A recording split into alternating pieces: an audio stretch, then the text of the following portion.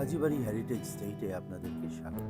এটি কাজীবাড়ির মেইন ফটক, যেটি ঘোড়াগাড়ির রাস্তা সংলগ্ন বাগানে প্রবেশের জন্য মেহমানদের দ্বারা ব্যবহৃত হতো। এই ফটকটি 1750-এরও পূর্বে তৈরি করা হয়েছে, যেটি আদি বাড়ির অংশ হিসাবে 1820 সালে নতুনভাবে ভবন তৈরির পূর্বেও এটির অবস্থান ছিল। বাগানের প্রবেশ ফটকে ডান দিকে লাঠিয়ালদের বড় গার্ডরুম এবং বাম দিকে লাঠিয়ালদের ছোট গার্ডরুমটি অবস্থিত।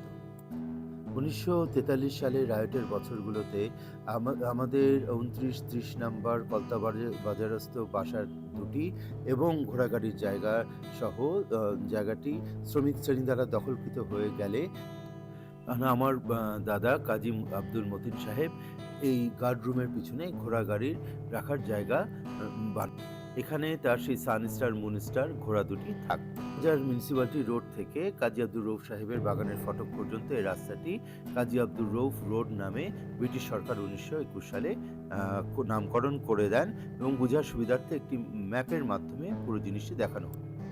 এই হচ্ছে গিয়ে সেই কাজীবাড়ির রাজকীয় বাগানটি। 1750 সালের পূর্বে আদিবাড়ির অংশ হিসাবে যে ফটকটি এটি হচ্ছে সেই প্রবেশদ্বার, যেটি দিয়ে মেহমানরা বাগানে প্রবেশ করে মেইন সিঁড়ি দিয়ে মেইন ভবনে প্রবেশ করত।